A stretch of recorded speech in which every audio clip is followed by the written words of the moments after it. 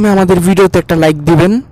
এবং আপনি যদি আমাদের চ্যানেলে নতুন দর্শক হয়ে থাকেন তাহলে নিচে থাকা লাল কালারের সাবস্ক্রাইব বাটনে ক্লিক দিয়ে সাবস্ক্রাইব করে দিতে হবে এবং পাশে থাকা ঘন্টা বাটনে ক্লিক দিয়ে এখান থেকে অল সিলেক্ট করে দিতে হবে।